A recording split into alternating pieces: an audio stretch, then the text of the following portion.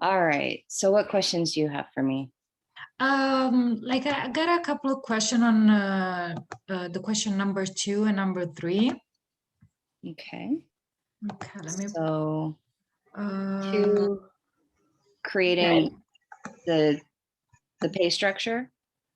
Create the pay structure. Like, do you mean like an actual paycheck, or like verbalized? Like, for example, I wrote like, okay, the hour, the minimum wage, because I'm doing busser and hostess position. So I wrote like, okay, the minimum wage is $14 per hour. If they do overtime, it's gonna be 1.5 times their standard rate. And they cannot work more than 40 hours per week. um or do you want me to do something else, like? Nope. Exactly the way you described it is perfect.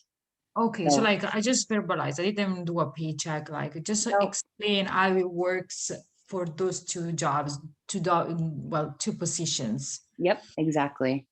And then the third one, uh I create a schedule of hours. Like, do you like us to create a schedule of hours for like an actual schedule, like a table with like Monday, Tuesday, Wednesday, Thursday? Yep.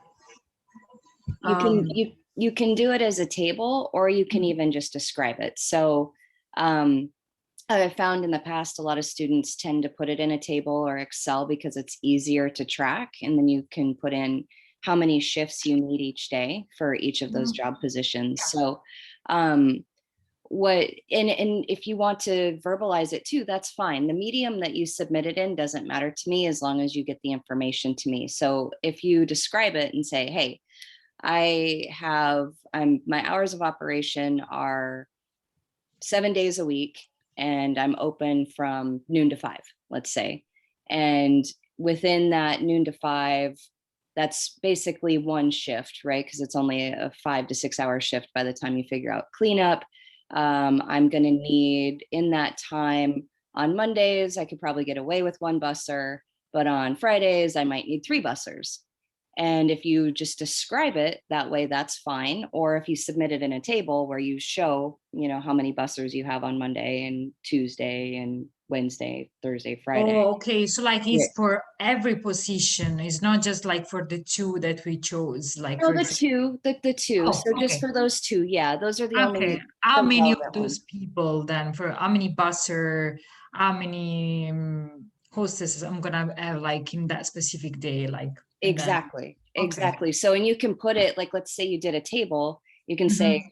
you have one line that says hostess, and you're like, I need two hostesses from this time to this time and from this time to that time. And let's say you're open all day, or you're open from like 10 a.m. until 12 p.m.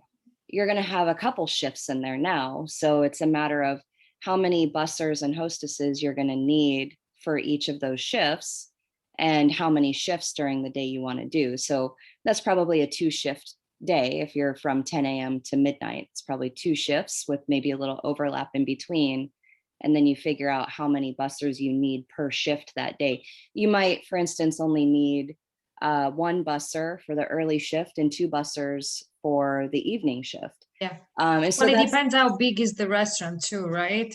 exactly. And Mhm. what your hours of operations are, what the concept is. If it's a counter service restaurant, you don't need many, but if it's a 100-seat restaurant, then you're going to need more. So it's really thinking through your concept and determining what your labor force is going to be that's needed for these two Yeah. particular jobs that you've been working on. I kept it to two jobs instead of the whole operation because it's a 2 credit class and I didn't want you guys to have too much work. And so I was Yeah. like, just keep it to the two positions, you get the point, and you work through the process. And then while you're creating this schedule, you're also keeping in mind how much money you're spending, because in the earlier question, you just told me how much you're paying these guys. And you're being mindful too that you don't want them working overtime necessarily, and you've looked at the links I gave you to determine what constitutes overtime in California. Is it 40 hours a week? Is it 8 hours a day? So you're like, Mhm. oh my gosh, this person's going to be, if I have one person, they're working 10 hours. That means I'm paying overtime for 2 hours. And I don't want to do that. So I need to be budget conscious because I'm senior management or I'm the owner. And so I'm watching my bottom line. So you're thinking about all of these things as you're creating the schedule, being mindful of the wages you're paying, and what overtime is. And then also the other part with having to create this schedule is that you're also noting, oh my gosh, I have rest periods I have to give these guys. So if they're on for, more than 5 hours, they're going to have a 10-minute rest period. So what am I going to do to cover that 10 minutes if I only have one person on? Is it something that's covered by a manager? And you can say that too. That's not a problem.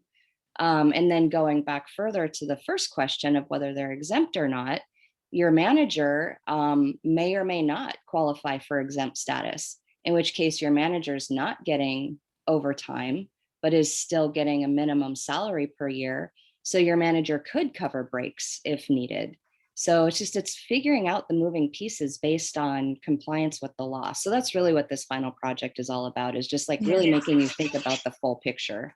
Yeah, and then I was thinking for the last question too, thinking back what I've done, all the position, all the jobs, I was like, okay, so I hired 2 sous chefs, but then those are not are exempt positions, so I'm gonna have to pay them more than like the minimum wage, right? So maybe I need just 1 sous chef. I can do just 1 sous chef, 1 head chef, so I can keep my costs low, and that's it. Like I just figured out that too. Exactly. That's exactly the idea.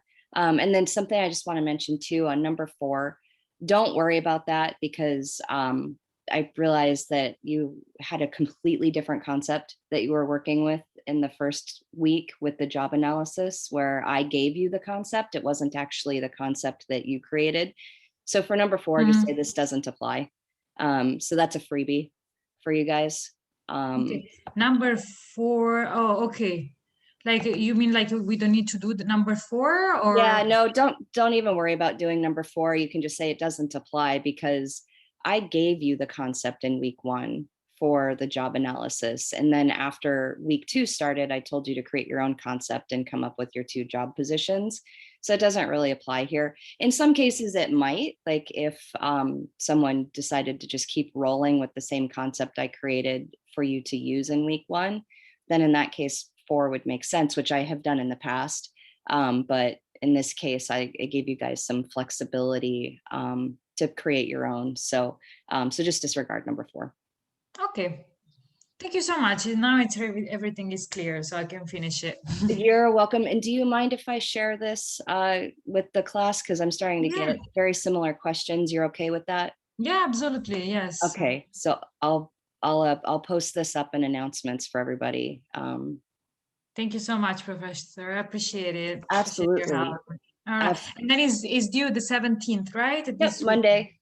Monday. Okay. Yep. Perfect. Thank you so much. Have a great day. Appreciate it. You're welcome. Thank you. You too. Bye-bye. Bye.